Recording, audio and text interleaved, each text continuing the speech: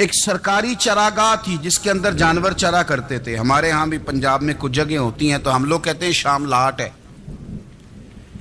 سرکاری چراگاہ میں جانور چرا کرتے تھے. حضرت عمر فاروق رضی اللہ تعالیٰ عنہ کے صاحبزادے سیدنا عبداللہ ابن عمر رضی اللہ تعالیٰ عنہ نے بھی ایک اونٹ خرید لیا. تو سب لوگوں کے جانور سرکاری چراگاہ میں چرتے تھے. آپ نے بھی اپنا جانور وہاں چرنے کے لیے کھانے پینے کے لیے چھوڑ دیا. وہ جب اونٹ آیا تو پتلا تھا. کچھ دنوں کے بعد وہ فربا ہو گیا, طاقتور ہو گیا, موٹا تازہ ہو گیا. حضرت سیدنا عبداللہ ابن عمر رضی اللہ تعالیٰ عنہ نے بیچا تو وہ ڈبل قیمت سے بھی زیادہ کا بکا, کیونکہ پہلے دبلا پتلا تھا, اب موٹا تازہ فربا ہو گیا. حضرت سیدنا فاروق اعظم رضی اللہ تعالیٰ عنہ کو پتا چلا تو بلایا. فرمایا پتر اونٹ بیچ دیا ہے؟ ابا جی بیچ دیا ہے. فرمایا کتنے کا خریدا تھا؟ اتنے کا. بیچا کتنے کا؟ ڈبل قیمت بتائی. فرمایا اس طرح کر کے اصل رکھ لے اور جو اوپر ملی ہے مجھے دے دے. حضور آپ نے کیا کرنی ہے؟ فرمایا میں سرکاری خزانے میں جمع کروں گا. حضور کیوں؟ فرمایا اس لیے کہ تیرا اونٹ سرکاری جگہ پہ چرا کرتا تھا, وہ گھاس سرکاری جگہ سے کھاتا تھا. حضور سب کے کھاتے. حضرت عبداللہ ابن عمر کہنے لگے سب کے کھاتے ہیں. آپ فرمانے لگے تو سب میں شامل نہیں ہے, تو امیر المومنین کا بیٹا ہے.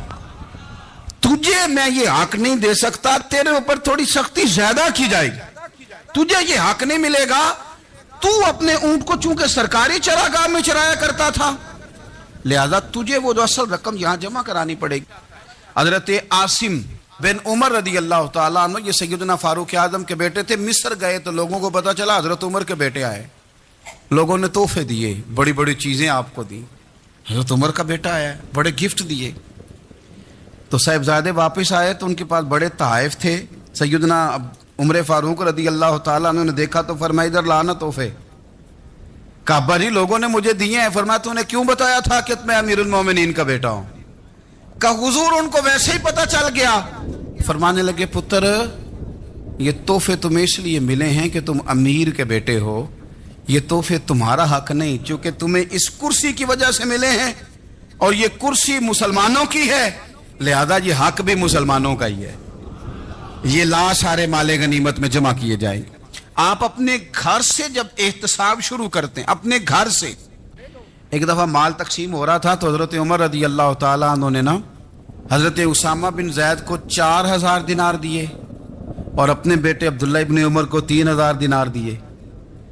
تو حضرت عبداللہ ابن عمر گھر جا کے کہنے لگے ابا جی اسامہ میں وہ کون سی خوبی ہے جو میرے اندر نہیں, اور اسامہ کے باپ میں وہ کون سی خوبی ہے جو آپ کے اندر نہیں. تو حضرت عمر کی عاجزی دیکھیے, حالانکہ بالاتفاق دنیا جانتی ہے کہ جناب عمر فاروق رضی اللہ تعالیٰ عنہ افضل ہیں, پھر بھی پتہ اپنے بیٹے سے کیا کہتے ہیں؟ فرماتے ہیں وہ سن یار, وہ خدمت گزار ہیں نبی پاک کے, وہ بھی حضور کے گھر میں ڈیوٹی کرتے, نوکری کرتے, اور ان کے بیٹے بھی حضور کی نوکری کرتے, یہ خدمت گزار ہیں. فرمانے لگے اگر تو نے پوچھ لیا تو سن, پھر میری تو رائے یہ ہے کہ تیرے سے زیادہ اسامہ بن زید حضور کی نظر میں پیارے ہیں, اور اسامہ کا باپ تیرے باپ سے زیادہ نبی پاک کا پیارا ہے. کوئی کمپیریزن کرنے نہیں دیا, بچوں کو کسی ایسی جگہ کھڑے ہونے نہیں دیا. فرمایا یہ وجہ ہے, یہ انداز ہے کہ تو زیادہ پیارا ہے. حضرت عمر فاروق رضی اللہ تعالیٰ عنہ پسند نہیں کرتے تھے, ذرا برابر بھی پسند نہیں کرتے تھے کہ کوئی شخص اور مال آتا تو اپنے رشتہ داروں کو نوازنے سے بچتے. مال غنیمت آتا ہے نا, ہمارے یہاں تو اللہ خیر کرے جب کوئی بندہ کونسلر بنتا ہے, چیئرمین بنتا ہے, تو ٹھیکہ کس کو دیتا ہے؟ کوئی چلو بھتیجا مل جائے, کوئی بھانجا مل جائے, کوئی چھوٹا بھائی, اسے بھی کام مل جاتا ہے ساتھ. نوازنے پہ لوگ آتے ہیں تو وہ تلاش کرتے ہیں کہ کہاں کہاں کو میرا ہے. وہ ٹینڈر ہی ان کے نام کے پاس ہوتے ہیں جن کی طرف ذرا نظر کرم زیادہ ہوتی. حضرت عمر فاروق مال تقسیم کر رہے تھے تو بیٹی آگے کہنے لگی ابا جی رشتہ داروں کا بھی حق ہوتا ہے, آپ سب کو دیتے ہیں, آپ کے اپنے آپ کے قریب ہی نہیں آتے. تو حضرت عمر فاروق نے کیا لفظ کہے, کیا حقیقت ہے, کیا حسن ہے. فرمانے لگے پتر یہ مال تیرے باپ کا نہیں مسلمانوں کا ہے, جب تیرے باپ کا ذاتی مال ہوگا تو اپنے رشتہ داروں کو دے گا, یہ مسلمانوں کا مال ہے, یہ اسی حساب سے تقسیم ہوگا جو عدل کا حساب ہے, جو ترازو ٹھیک ہے. فرمایا تو مجھے یہ مشورہ نہ دے, یہ مسلمانوں کا مال, یہاں سے نظام احتساب شروع ہوتا ہے, یہاں سے انسان آگے بڑھتا ہے, اور پھر کوئی تکلف نہیں کسی پر حضرت عمر کا, کوئی چھوٹا ہے یا بڑا ہے. حضرت ابو سفیان رضی اللہ تعالیٰ عنہ سردار رہ چکے ہیں مکے کے, بڑے آدمی, لیکن نظام احتساب میں کوئی چھوٹا بڑا نہیں ہوتا. حضرت عمر فاروق مکہ مکرمہ گئے تو لوگوں نے کہا حضور جناب ابو سفیان نے نا گلی میں پتھر رکھے اور بہت سارے لوگوں کو رستوں میں تکلیف ہو رہی ہے. تو حضرت ابو سفیان رضی اللہ تعالیٰ عنہ سے بھی لوگ کہہ دیتے تو وہ بھی اٹھا دیتے, لیکن لوگوں نے چونکہ وہ سردار تھے, بڑے تھے, تو لوگوں نے ان سے کہا نہیں. حضرت عمر جب آئے تو کہا تو جناب عمر نے پرواہ نہیں کی, خود آئے جناب ابو سفیان سے کہا یہ پتھر آپ نے رکھے؟ کہا حضور ہاں. فرمایا یہ بھی اٹھائیے, یہ بھی اٹھائیے, یہ بھی اٹھائیے. جب وہ اٹھا رہے تھے تو حضرت عمر کہہ رہے تھے شکر نہیں اللہ کا کہ عمر کہہ رہے ہیں اور ابو سفیان مانتے جا رہے ہیں. شکر نہیں, یہ نظام احتساب ہے کہ بڑا ہو یا چھوٹا ہو اس کو یہ حق حاصل نہیں ہے کہ مسلمانوں کو وہ کسی تکلیف میں کسی بھی صورت میں مبتلا کرے, کہیں بھی کسی جگہ بھی, اس کو یہ والی اجازت نہیں. حضرت ابو موسیٰ اشعری رضی اللہ تعالیٰ عنہ نے پہلے تو ایک قلین بڑا سونا تھا, تو آپ نے حضرت عمر کے گھر بھیج دیا کہ چلو ان کے گھر میں ان کی اہلیہ بچھا لیں گی. کہیں سے تحفہ آیا. پھر وہ جس کمرے میں مال غنیمت اور خزانہ رکھا جاتا تھا اس کی صفائی کر رہے تھے تو ایک دینار مل گیا. تو وہ دینار بچے سارے جا رہے تھے تو ان میں سے حضرت عمر کے ایک بیٹے کو چھوٹے کو بلایا اور بلا کے کہا پتر یہ دینار لے لو. حضرت عمر نے دیکھا کہ بیٹے کے ہاتھ میں دینار بھی ہے اور گھر میں قالین بھی ہے. ایک موقع پہ وہ قالین گیا, ایک موقع پر بچے کو ایک دینار دیا. تو حضرت عمر اپنی اہلیہ سے پوچھنے لگے یہ کہاں سے آیا قالین؟ کہا جناب ابو موسیٰ اشعری رضی اللہ تعالیٰ عنہ نے بھیجا ہے. بیٹے سے پوچھا دینار کہاں سے آیا؟ کہا مجھے انہوں نے ہی دیا ہے. آپ نے وہ دینار بھی لیا اور قالین بھی لیا اور اس کو لپیٹا اور جناب ابو موسیٰ اشعری کو بلایا اور اتنے سخت ناراض تھے, فرمانے لگے ابو موسیٰ اشعری سے کہنا میرے پاس پیدل آئے, گھوڑے پہ نہ آئے. اور جب آئے حضرت ابو موسیٰ اشعری تو جناب عمر اتنے ناراض ہوئے کہ وہ قالین لپیٹ کے تو ان کے سر پہ مار دیا.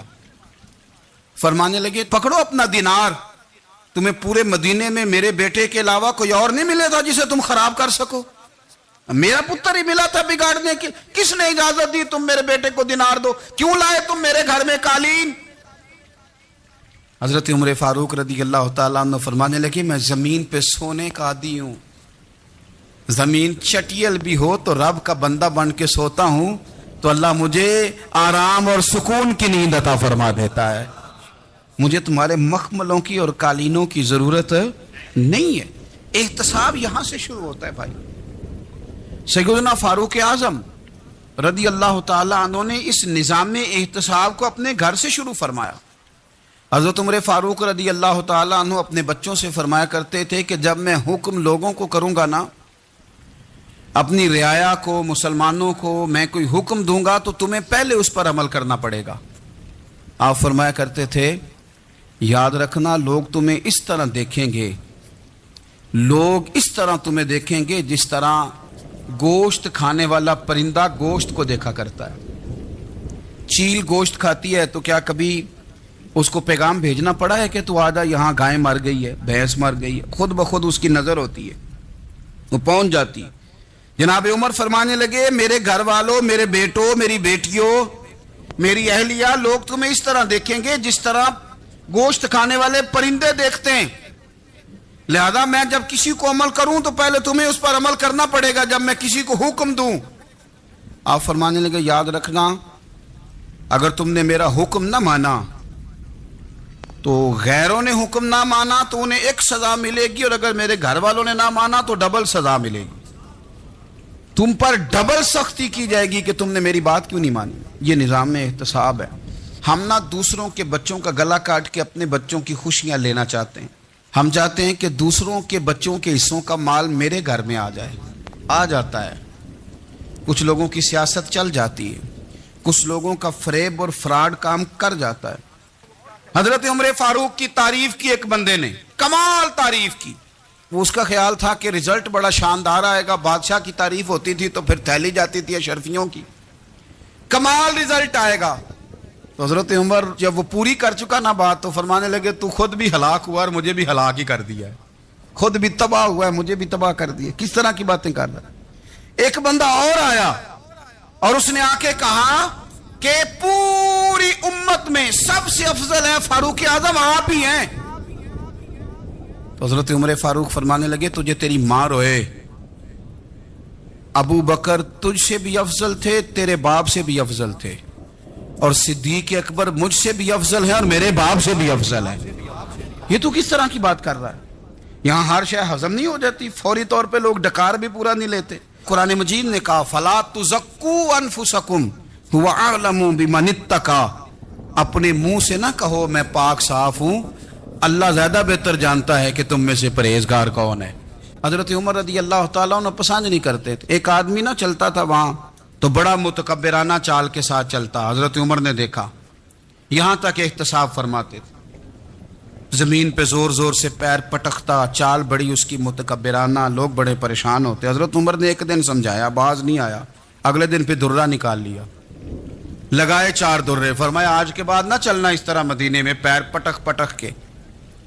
اس وقت تو اسے غصہ لگا، لیکن کچھ دیر کے بعد نا جب غصہ اترا تو حضرت عمر کے پاس آیا، کہنے لگا حضور اللہ آپ کا بھلا کرے، آپ نے درے نہیں مارے، آپ نے تو شیطان بھگا دیا جو میرے ساتھ چمٹا ہوا تھا، چمٹا ہوا شیطان آپ نے مجھ سے بھگا دیا ہے۔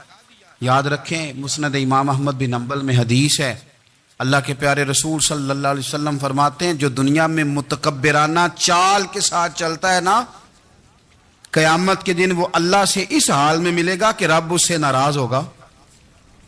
متکبرانہ چال سے نہیں چلیں گے۔ تو حضرت فاروق اعظم رضی اللہ تعالیٰ عنہ کا یہ طریقہ تھا کہ آپ خیال کرتے، اور پتہ کس طرح کا آپ کا مزاج تھا، فرماتے تھے تقسیم کرو، دوسروں کا بھی خیال رکھو۔ حضرت عمر کے ایک صاحبزادے نے کنگھی کر لی، اچھا لباس پہن لیا تو درہ مارا جناب عمر نے، تو آپ کی بیٹی کہنے لگی ابا یہ تو بالکل جائز ہے، اچھے کپڑے پہننا، اچھا لباس پہننا اور سر میں کنگھی کر لینا، اس پر درہ کیوں مار دیا؟ تو آپ فرمانے لگے بیٹا یہ خود پسندی میں مبتلا ہونے لگا تھا، یہ اپنے آپ کو بہت بھلا سمجھنے لگا تھا، اس کا خیال تھا کہ میں یوں میرے علاوہ کوئی نہیں، یہ اس مقام پہ جا رہا تھا جہاں اس کی تربیت رک جاتی، اس لیے درہ مارا ہے۔ ایک دفعہ حکومتی معاملات کے اندر آپ کی اہلیہ نے مشورہ دینا چاہا، بڑے کام بیویاں نہیں کرتی، بڑے بڑے معاملات میں مداخلت نہیں کرتی۔ ہمارے بر صغیر میں وہ بادشاہ نہیں گزرا کہ جو فیصلہ کرتا تھا تو کرسی پہ بیٹھ جاتا تھا اور پردے کے پیچھے اس کی بیوی بیٹھ جاتی تھی، اور جب وہ فیصلہ سنانے لگتا تو یوں گردن پیچھے کرتا اور اہلیہ جو کہتی وہ فیصلہ سنا دیتا۔ لیکن ایک دفعہ خاتون نے ایک آدمی کو حضرت عمر نے معزول کیا تو آپ کی اہلیہ نے، اس آدمی کی اہلیہ حضرت عمر کی اہلیہ سے ملی ہوں گی، تو خاتون نے ذرا سفارش کرنی چاہیے، تو جناب عمر فاروق رضی اللہ تعالیٰ عنہ کے ہاتھ میں عصا تھا، ڈنڈا تھا، 2-3 دفعہ زمین پہ مارا، فرمایا تمہیں کس نے اجازت دی ہے حکومتی معاملات میں مشورہ دینے کی؟ یہ مشورہ مولا علی دیں گے یا عثمان غنی دیں گے؟ آپ کو کس نے اجازت دی؟ وہ حکومتی معاملات، وہ مسلمانوں کا اجتماعی معاملہ، وہ مسلمان دیکھیں گے، آپ کو اس میں آنے کی اجازت نہیں ہے۔ جو آپ کی ذمہ داریاں ہیں، آپ کے حقوق ہیں، ان پر آپ بات کریں۔ حضرت عمر فاروق رضی اللہ تعالیٰ عنہ خادم سے کہنے لگے بوڑھی سے پوچھو،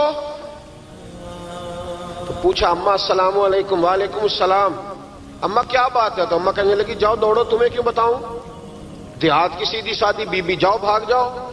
کہا نہیں اماں مہربانی کرو، اندر تو آنے دو۔ بڑی منت کے بعد اماں مانی۔ عمر فاروق عام آدمی نہیں جس سے دنیا کامتی ہے۔ حضرت عمر اندر گئے، اماں کیوں پریشان ہو؟ تو اماں کہنے لگی تمہیں کیوں بتاؤں، میرا اپنا دکھ ہے، چل اماں بتا دے، تیری مہربانی۔ تو اماں کہنے لگی میں ایک بیوہ ہوں، بے اولاد ہوں، کوئی میرا سہارا نہیں، مجھے عمر فاروق سے بڑی شکایت ہے، میرے اوپر 25 دینار کا قرضہ چڑھ گیا ہے اور 3 دن ہو گئے میں نے روٹی نہیں کھائی، اور عمر نے میری خبر نہیں لی۔ حضرت عمر کو پتہ چل گیا اللہ وارث ہے، اس کا کوئی 2, 4, 10 ہزار ووٹ کوئی نہیں، ایک کو میکے سے 6 مربے نہیں لے کے آئی، ایک اکیلی تنے تنہا۔ اور بھائی جب اللہ کا خوف ہوتا ہے تو پھر انسان ان غریبوں کو بھی مناتا ہے، پھر ریڑھی والے کی بھی اہمیت بڑھ جاتی ہے۔ پھر رکشے والے کی قدر بھی بڑھ جاتی. حضرت عمر فاروق رضی اللہ تعالیٰ عنہ کہنے لگے اماں عمر سے شکوہ ہے؟ کہاں؟ جناب عمر کہتے ہیں میں نے ایک جملہ کہا تو اماں نے تو مجھے لاجواب کر دیا. میں نے کہا اماں عمر کو کیا پتا کہ تو بھوکی ہے اور مقروض ہے، اسے کیا خبر؟ تو اماں کہنے لگی کیا کہا تم نے؟ عمر کو خبر نہیں، اسے پتا نہیں؟ تو عمر سے کہو نا چھوڑ دے حکومت، اس کے حوالے کرے جو خبر رکھ سکتا ہے. کیوں بیٹھا ہے پھر؟ ہمارے حکمران کہتے ہیں ابھی میں صدمے میں ہوں، نکلوں گا تو بات کروں گا، نہ ادھر ادھر کی تو بات کر، یہ بتا کہ قافلہ کیوں لٹا؟ مجھے رہزنوں سے غرض نہیں، تیری رہبری کا سوال ہے، ہاں تجھے جواب دینا پڑے گا. حضرت سیدنا عمر فاروق رضی اللہ تعالیٰ عنہ سے اماں کہنے لگی نہیں خبر رکھ سکتا تو حکومت کیوں کرتا ہے، چھوڑتا کیوں نہیں؟ تو حضرت عمر کہتے ہیں میں کانپنے لگا، دوڑے گئے جناب عمر. میں نے کہا اس اماں کا 6000 ووٹ نہیں کہ اس کی قدر کی جائے، یہ اماں کوئی بہت آکسفورڈ یونیورسٹی کی ڈگری ہولڈر نہیں کہ اس کی بات مانی جائے، کہ لاوارث اور بیوہ بی بی. عمر دوڑے گئے، گھر سے اناج کا تھیلا کندھے پہ رکھا، 25 دینار بھی لیے، پکا پکایا کھانا بھی لیا. خادم کہنے لگا حضور مجھے دے دے میں اٹھا لیتا ہوں. تو حضرت عمر فرمانے لگے چل وعدہ کر قیامت کے دن بھی میرا بوجھ اٹھائے گا. کہنے لگا جی نہیں وہاں نہیں اٹھا سکتا. فرمایا پھر آج بھی نہ اٹھا، مجھے ہی اٹھانے دے، یہ میرا بوجھ ہے تو مجھے ہی. اماں کے سامنے 25 دینار بھی رکھے. پھر اماں کو حضرت فاروق اعظم نے 2 مہینے کا راشن بھی دیا، پھر پکا پکایا کھانا بھی دیا. معمولی آدمی کی بات نہیں کر رہا، 24 لاکھ مربع میل کا حکمران. حضرت عمر مدینے میں بیٹھ کے کبھی للکار دیں تو کیسر و کسریٰ کی ٹانگیں کانپیں. جناب عمر فاروق رضی اللہ کھانا کھلا کے اماں چارپائی پہ تھی تو عمر نیچے بیٹھ گئے. کہنے لگے اماں چل عمر کو معاف کر دے، چل جانے دے، کوئی عرض نہیں، بیچارے کو پتہ نہیں چلا. تو اماں کہنے لگی تو نے پھر عمر کا ذکر چھیڑ دیا. بیٹے میرے گھاؤ بڑے گہرے ہیں، میرے زخم بڑے سخت ہیں، کلیجہ پھٹے تو تجھے دکھاؤں کتنی تکلیف میں ہوں. میں تو پکا ہوا پھل ہوں، کسی وقت بھی دنیا سے چلی جاؤں گی. میں نے عمر کو معاف نہیں کرنا. جب میں قبر میں جاؤں گی نا، نبی کریم علیہ السلام آئیں گے تو میں عمر کی شکایت کروں گی. میں کہوں گی حضور اس سے پوچھئے یا رسول اللہ بیوہ اور بوڑھی کا خیال ہی نہیں کیا.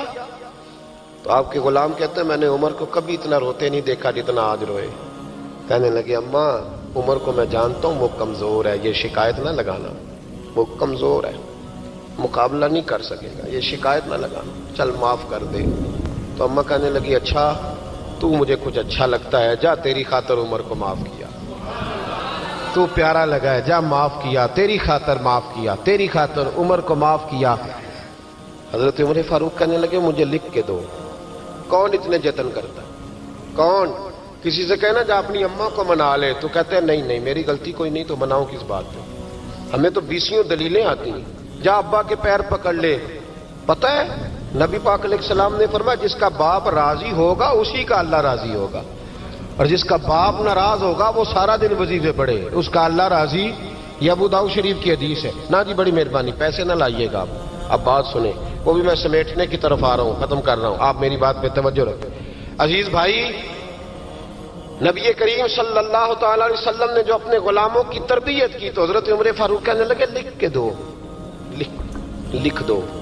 تو اماں کہنے لگی آپ لکھیں میں سائن کر دیتی ہوں، آپ لکھ دیں میں سائن کرتی ہوں. حضرت عمر نے لکھا فلاں بنت فلاں کو عمر سے شکایت تھی. پھر انہوں نے عمر کو معاف کر دیا. اماں سائن کرنے ہی لگی تھی کہ مولا علی شیر خدا آ گئے، حضرت عبداللہ ابن مسعود آ گئے. اوہو عمر یہاں بیٹھے ہوئے ہو، میں سارے مدینے میں تلاش کر رہا تھا، یہاں بیٹھے ہو، وہ کچھ لوگ ملنے آئے، نکلو. اماں نے سنا کہ یہ عمر تھے تو اماں اٹھ کے کھڑی ہو گئی. آئے ہائے عمر تھے، آپ عمر تھے؟ تو جناب عمر کہنے لگے اماں تو نے جو کہا ٹھیک کہا، لیکن اپنے وعدے پہ قائم رہا، یہ ذرا سائن کر دے. اماں نے سائن کیے تو حضرت عمر فاروق فرمانے لگے علی آ گئے ہو تو بطور گواہ تم بھی دستخط کر دو. عبداللہ ابن مسعود تم بھی بطور گواہ جب سائن ہوئے تو جناب عمر نے رکا لپیٹا اور مولا علی شیر خدا سے فرمانے لگے علی یہ رکھ لو، مجھے لگتا ہے میں تم سے پہلے دنیا سے جاؤں گا، اور جب میں پردہ کر جاؤں نا تو یہ رکا میرے کفن میں رکھ دینا. اگر حضور علیہ السلام نے پوچھا نا میری امت کے ساتھ کیا سلوک کر کے آئے ہو؟ تو رکا نکال کے کہوں گا یا رسول اللہ ایک بوڑھی ناراض تھی، میں اسے بھی راضی کر کے آیا ہوں۔ حضور یہ میں راضی۔ بھائی جب تک ہم اللہ سے نہیں ڈرتے معاشرہ اصلاح پذیر نہیں ہو سکتا۔ حضرت عمر فاروق رضی اللہ تعالیٰ عنہ نا باہر والوں کا بھی بڑا سخت حساب کرتے تھے۔ بڑا ایک گورنر صاحب نے لباس بڑا شاندار پہننا شروع کر دیا تھا تو حضرت عمر نے اتروا کے نا تو انہیں ٹاٹ کا لباس پہنا کے تو اونٹ چرانے کی ڈیوٹی دے دی تھی۔ اتنا سخت احتساب کرتے۔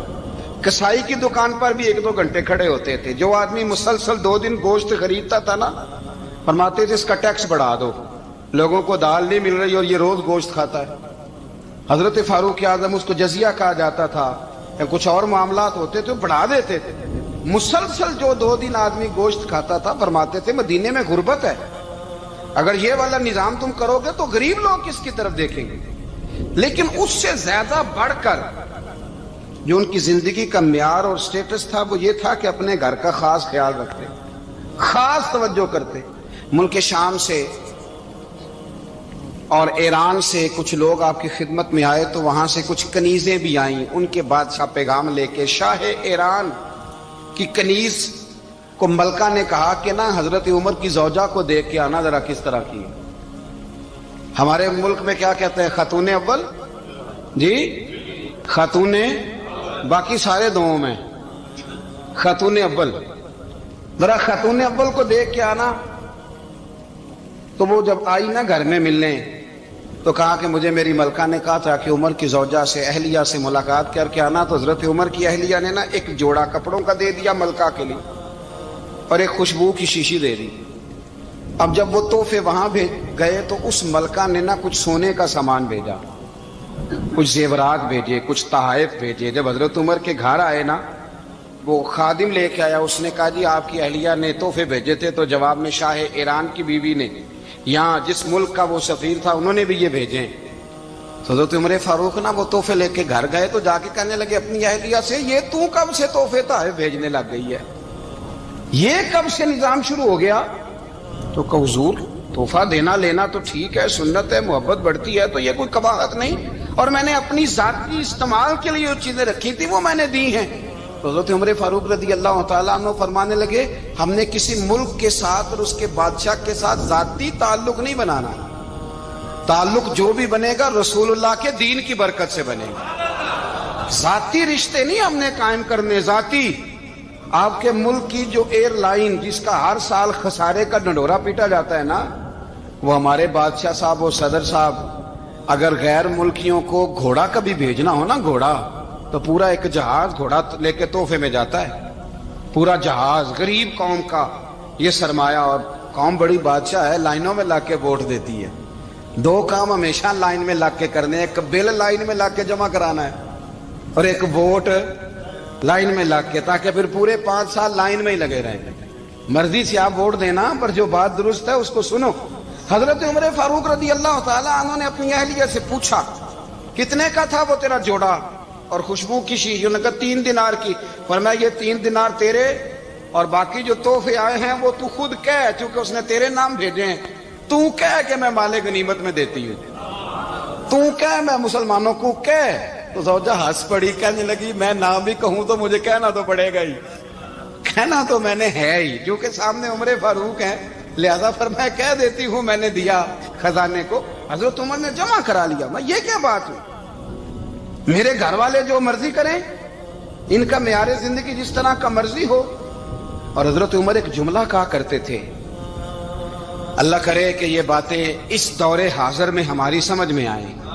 حضرت عمر فاروق رضی اللہ تعالیٰ عنہ اپنے بچوں کو فرمایا کرتے تھے کہ بہت آدمی کو بھوک لگی ہو نا اور پھر اس کی پسند کا کھانا پکا ہو، جتنے شوق سے وہ اس کھانے کو دیکھتا ہے نا، فرمایا اس طرح پوری قوم اپنے بادشاہوں کے خاندان کو دیکھتی ہے، اس تیزی کے ساتھ دیکھتے ہیں کہ ان کے گھر میں کیا ہو رہا ہے، ان کا معیار زندگی کیا ہے، ان کا سٹیٹس کیا ہے۔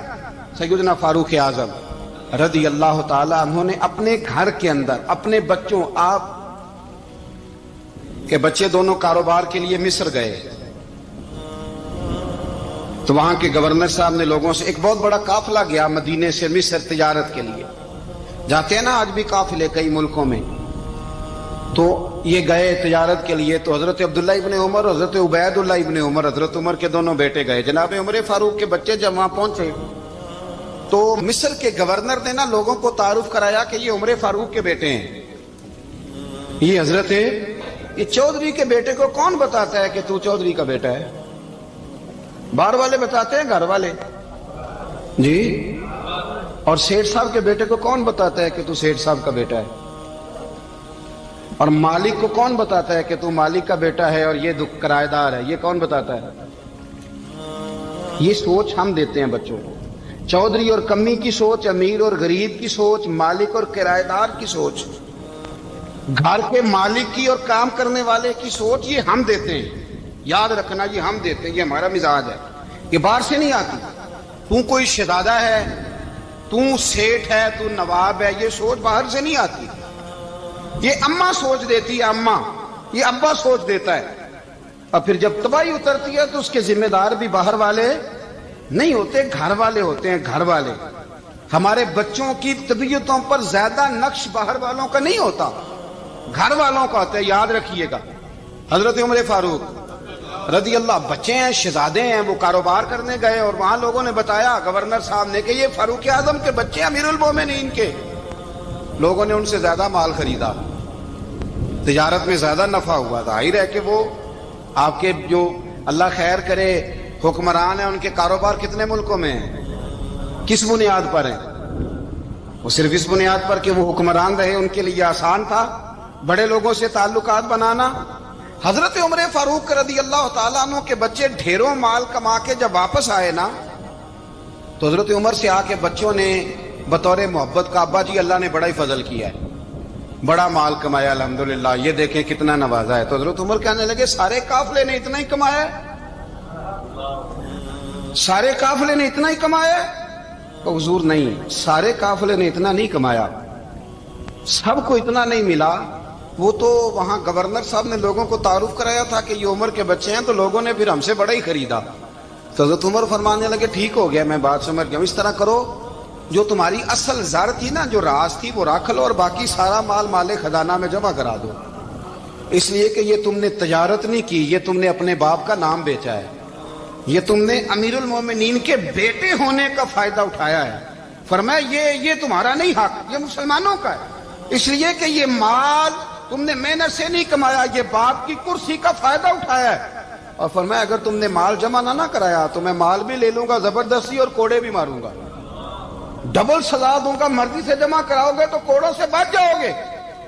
बड़े बेटे ने तो जमा करा दिया, तो छोटा थोड़ा परेशान हुआ। तो हज़रत अब्दुल्ला इब्ने उमर छोटे का माथा चूम के कहने लगे बेटे चुप करके जमा करा, यहां भी फख्र करके हम उमर के बेटे हैं और कयामत में भी फख्र करेंगे कि हम फारूक आजम के बेटे हैं। यहां भी नाज करेंगे और वहां भी नाज करेंगे कि उमर के बच्चे हैं। हमारे बाप ने खुद भी हलाल ही खाया है और जब हमारी कमाने की बारी आई है तो हमें हुक्म भी हलाल खाने का दिया। भाई हमारा मिजाज नहीं। बच्चा जब लेके आता है 2 लाख रुपया तो कभी पूछे कहां से आया है? जब वो पहले दिन गलत दोस्तों के पास जाके बैठता है तो कभी निकाला है घर से उसे? ये बहुत सारे खमियाजे हमें इसलिए भुगतने पड़ते हैं कि हम इब्तदा में सुराख बंद नहीं करते। जब उसमें शिगाफ पड़ जाता है, सैलाब आता है, तो हमें होश आती है। हजरत उमर ने अपने घर में निगरानी रखी, कड़ी निगरानी। ज्यादा नमाज घर में पढ़ते थे हजरत उमर, नफली नमाजें ज्यादा क्यों भला? भाई याद रखें कि आपने अगर सजदा करना है तो बच्चा लेट जाएगा, वो उसे पता कौन नहीं सजदा क्या है। लेकिन जब घर में कभी कुरान अब्बा जी खोल लेना, जब अब्बा जी का मूड बन जाए ना लेक्चर देने का, वो घर में शुरू हो जाते हैं, कहते हैं आप लोग नमाज नहीं पढ़ते इसलिए मेरे कारोबार में बरकत कोई नहीं। तुम सवेरे कुरान पाक नहीं खोलते तो मैं तबाह हो गया। तो मियाँ आपने कब घर में कुरान पाक खोला था?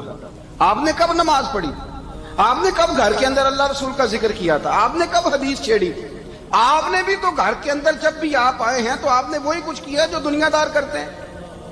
आप भी तो अपना मोबाइल लेके अलग कोने में बैठ गए।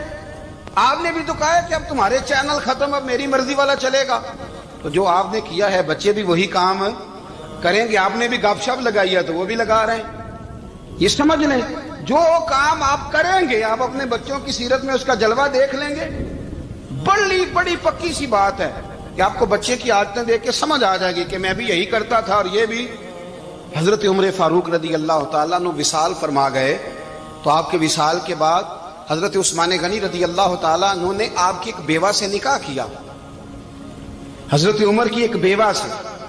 जब वो आपके निकाह में आई तो कहने लगी हजरत उस्मान गनी से कि हुजूर, ना तो मैं खूबसूरत हूं और ना मैं जवान हूं, ना आपकी कोई खिदमत कर सकती हूं, मेरे साथ निकाह करना समझ में नहीं आया।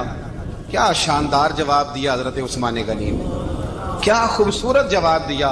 फरमाने लगे, मैंने इसलिए निकाह नहीं किया कि मुझे तुम्हारे हुस्न से दिलचस्पी थी या तुम्हारी खिदमत की जरूरत थी, मैंने तो इसलिए निकाह किया है कि मुझे बताओ उमर फारूक घर के अंदर अपने रब की इबादत किस तरह करते थे, वो कुरान पाक किस तरह पढ़ते थे, वो रोया कैसे करते थे, इस्तिगफार का तरीका क्या, किस वक्त किस अंदाज में वो अपने रब को याद करते थे। इसलिए कि उमर कई दफा घर से आता था तो मैं उसके चेहरे पर नूर देखा करता था, मैं रोशनी देखता था, एक मियार देखता था। निकाह इसलिए किया है कि मुझे उमर की जो घर के अंदर की इबादत है उससे आगाह करो, ताकि उस्मान गनी भी चाहते हैं उस तरह के अमल करो जिस तरह के उमर फारूक करके गए। भाई, जब तक हम अपने घर में वो तवज्जो नहीं देंगे, वो मिजाज देखे ना, हमारे घरों में जब नक्शा पास होता है तो टीवी लान भी उसमें होता है, ड्राइंग रूम भी होता है, नमाज की जगह भी होती है नक्शे में।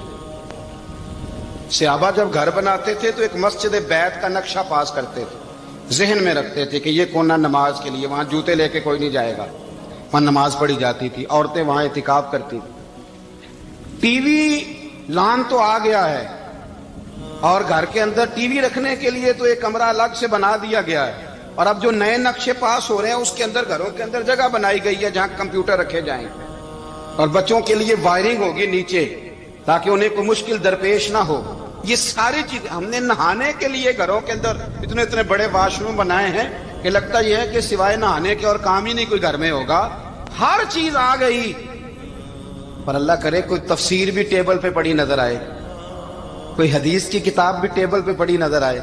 अल्लाह करे कि जिस तरह अब्बा लतीफा सुन के आता है तो जब तक सुना ना ले उसे हजम नहीं होता, अल्लाह करे कि वो जुमे में बयान सुन के जाए तो उसका भी दिल करे मैं अपने बच्चों को सुनाऊं। वो नबी पाक की कोई हदीस कहीं से सुने तो घर जाके सुनाए। जब तक ये मियार नहीं बनता, आप कैसे तवक्को करते हैं कि घर के अंदर अल्लाह की रहमतें नाजिल होंगी? आप ये कैसे तवक्को करते हैं कि घर के अंदर वो मियार और वो मिजाज बनेगा? हजरत उमर फारूक ने जाती जिंदगी पर जो तवज्जो दी, घर वालों के मियार पर जो तवज्जो दी हजरत उमर फारूक रदी अल्लाह तआला अन्हु ने, वो भी बड़ी दीदनी है। हजरत अबू मूसा अशअरी को ना आपने वजीर खजाना बनाया, वजीर खजाना। तो हजरत अबू मूसा अशअरी कहते हैं कि हजरत उमर को शय खजाने में रहने तो देते नहीं थे। तो एक दिन ना मैं सफाई कर रहा था उस कमरे की जिसमें खजाना रहता था। हमारे तो मुल्क में जो जाता है वो सफाई करके ही जाता है, अल्लाह खैर करे। और खैर मियार बदलता है, जो पिछली हुकूमत होती है वो कर्जा उठाती है, वो बाहर से जाती है तो कर्जा लेके आती, और जो नहीं आती है वो कहती है हमें पैकेज मिल गया है, वो कर्जा नहीं उठाते। उनको क्या मिलता है? यानी पिछली ने कर्जा लिया था और हमने, वाह जी वाह, क्या खूबसूरत अंदाज है। उसका नाम बदल के ना, उन्होंने कर्जा लिया था और हमने, मैं कहा बड़े शानदार सियाने बंदे हो गई। और अल्लाह ताला खैर फरमाए, हमारे जो बड़े शानदार किस्म के दोस्त है ना, शानदार, जिनका अदब से नाम लेते हैं, वो अरब के बादशाह हैं। हम तो अरब खाली कहते भी नहीं, अरब शरीफ कहते हैं, अरब शरीफ। उन्होंने पता क्या किया है? उन्होंने इस तरह किया है कि जो कश्मीरियों का कातिल था ना, उसके गले में मेडल डाल दिया। तो यही काम वो करते रहते। उन्होंने पहले उन्हें बुला के मंदिर भी बनवाए थे, हमें कोई शिकवा नहीं, उनकी जमीन है, अल्लाह ताला तौफीक अता करने वाला है। पर ख्याल ये था कि चलो कश्मीरियों के जख्म पर नमक ना छिड़कते, 2 महीने इंतजार कर लेते, कुछ हालात संवर जाते, कुछ थोड़ा इंतजार। हैं हमारे दोस्त, हमारे वजीर आजम साहब जब जाते हैं तो वो फूलों का हार डालते हैं हमारे दोस्त। लेकिन उन्हें वो हदीस याद नहीं कि नबी पाक अलैहिस्सलाम ने फरमाया जब मेरे मोमिन को तकलीफ होती है तो मुझे भी गुंबद खजरा में तकलीफ होती है। उन्हें ना कश्मीरियों का खून याद नहीं आया, उन्हें बुरहान वानी की कटी हुई लाश याद नहीं आई, उन्हें 30,000 बेवा औरतें, 30,000 बेवा औरतें याद नहीं आई। 30,000 بیوہ عورتیں جن کے سواگ اجڑ گئے، اور انہیں 1.25 لاکھ یتیم بچہ یاد نہیں آیا جو یتیمی کی زندگی گزار رہا ہے، اور اس کے باوجود بہت بڑے ذمہ دار ہے وہ۔ مجھے پڑھ لینے دو آج احمد فراز کا شعر، وہ ہمارے مکتب کوئی ایسا نہیں کہ وہ مولوی تھا، وہ غیر جانبدار تھا، پر مجھے آج پڑھ لینے دو اس کا شعر، ایک کلیجے کا درد ہے، پڑھ لینے دو۔ اس نے کہا تھا کہ پڑھتا ہوں تو کہتی ہے یہ خالق کی کتاب ہے، مثل یہودی یہ سعودی بھی عذاب، اس قوم کے بارے میں کیا لکھوں فراز، کعبے کی کمائی سے جو پیتے ہیں شراب، کعبے کی کمائی سے جو پیتے ہیں شراب، اس قوم کے بارے میں کیا لکھوں فراز، کہ کعبے کی کمائی سے جو پیتے ہیں شراب۔ میں خیال نہیں آیا تمہارا صرف دین یہ ہے کہ قبریں گرا دو، مزارات گرا دو، فقط یہ دین ہے؟ کوئی نبی پاک کے روزے کی طرف منہ کرے تو اسے مشرک کہو، یہ دین ہے؟ اس کا نام مذہب رکھا ہے تم نے؟ مذہب تو اس کا نام ہے کہ جو رسول اللہ کا نام لینے والا ہے وہ ہمارا یار ہے، اور جو نبی پاک کا نام لینے والا نہیں ہمارا اس سے کوئی تعلق، یہ دین ہے۔ حضرت عمر فاروق کی سیرت سنا رہا ہوں، حضرت عمر کی۔ حضرت ابو موسیٰ اشعری نے ایک عیسائی کو منشی رکھا تھا، اکاؤنٹ آفیسر حضرت ابو موسیٰ اشعری نے۔ تو حضرت عمر فاروق بول پڑے، کہنے لگے تمہیں مسلمان کوئی نہیں ملا تھا؟ کلمہ گو نہیں تمہیں نظر آئے؟ کشمیریوں کی لاشیں نظر نہیں آتی؟ ان کا خون بہ رہا ہے، تباہی اتر رہی ہے، اور تم قاتل کو گولڈ میڈل پہنا رہے ہو؟ اور یاد رکھنا، جب مسلمانوں کی بچیاں روندی جاتی ہوں نا تو پھر اسلام امن کا درس نہیں دیتا، پھر اسلام جہاد کی بات کرتا ہے، پھر اسلام جہاد کی بات کرتا ہے، جہاد کی۔ وہ قومیں غیرت مند نہیں ہوتی کہ جن کے گھروں میں آگ لگی ہو اور وہ غیروں کو ہار پہناتی پھرے۔ اللہ کا کچھ خوف کرو، زندگی مختصر ہے، دبئی میں کتنے رہے اور کتنے چلے گئے، خدا را کچھ خدا۔ تم سے اچھے تو وہ نیو یارک کے رائٹر ہیں جو کم از کم اپنے کالموں میں کشمیر کی بات کرتے ہیں، تم سے اچھا برطانیہ کا وہ شخص ہے جو کم از کم BBC لندن پہ رپورٹ جاری کرتا ہے تو کہتا ہے کشمیر پہ ظلم ہو رہا ہے۔ تم سے تو وہ اچھے رہ گئے، تم نے بات کرنا تو دور کی بات، تم نے دشمنوں کے گلے میں ہار پہنانے شروع کر دیے۔ کل جب پوچھیں گے بلا کے تم کو اپنے سامنے، کیا جواب جرم دو گے تم خدا کے سامنے؟ بڑی تکلیف ہوئی، بڑی تکلیف ہوئی۔ وہ نا منصور حلاج کو پھانسی دی جا رہی تھی تو حضرت جنید بغدادی بھی آ کے دیکھنے لگے، تو منصور حلاج کہنے لگے بابا سارا زمانہ دیکھے پر تو نہ دیکھ، سارا زمانہ تماشا دیکھے انہیں تو پتہ کوئی نہیں نا، تو نہ دیکھ۔ عرب شریف والو، ٹرمپ اسے انعام دیتا تو تکلیف کوئی نہیں تھی، ملکہ وکٹوریا اسے انعام دیتی تو تکلیف کوئی نہیں تھی، پر تم تو نہ ایسا کرتے، تم تو اپنے تھے، تم تو کلمہ گو تھے، تم تو یہ ظلم نہ کرتے، تم تو یہ حرکت نہ کرتے۔ میں کہتا ہوں ٹھہر ہی جاتے، جانا نہیں دنیا سے، اللہ کے حضور حاضر نہیں ہونا۔ جب رسول اللہ قبر میں آئیں گے تو کیا جواب دو گے؟ خدا را، حضور نے فرمایا تھا گناہ روک نہیں سکتے تو دل میں ہی برا جان لو۔ ظالم